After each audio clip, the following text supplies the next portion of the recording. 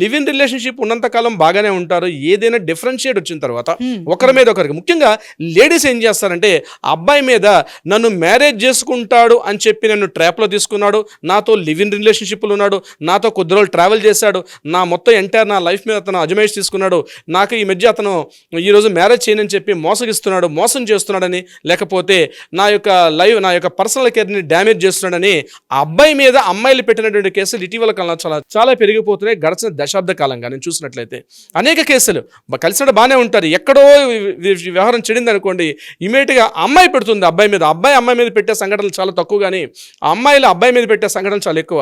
నన్ను మ్యారేజ్ చేసుకుంటానని చెప్పి నన్ను ట్రాప్లోకి దించి నన్ను మ్యారేజ్ చేసుకోకుండా ఈరోజు నన్ను నా లైఫ్తో డీల్ చేస్తాడు, నా ఎంటైర్ లైఫ్ కెరీర్ని స్పాయిల్ అయిపోయింది, నన్ను ప్రొటెక్ట్ చేయమని చెప్పి అదేవిధంగా అతనికి పనిష్మెంట్ ఇవ్వమని చెప్పి కూడా కోర్టుకు వచ్చినటువంటి అమ్మాయిల యొక్క సంఖ్య చాలా పెరిగింది. దీనికి సంబంధించి ఇటీవల సుప్రీంకోర్టు ఒక కీలకమైనటువంటి ఒక జడ్జిమెంట్ అయితే ఇచ్చారు, రీసెంట్గా ఇచ్చారు ఒక జడ్జిమెంట్. ఈ లివ్ ఇన్ రిలేషన్షిప్లో ఏవైతే కేసులు ఉన్నాయో వీటికి బెస్ట్ సైటేషన్గా తీసుకోవచ్చు ఈ కేసుకు సంబంధించి.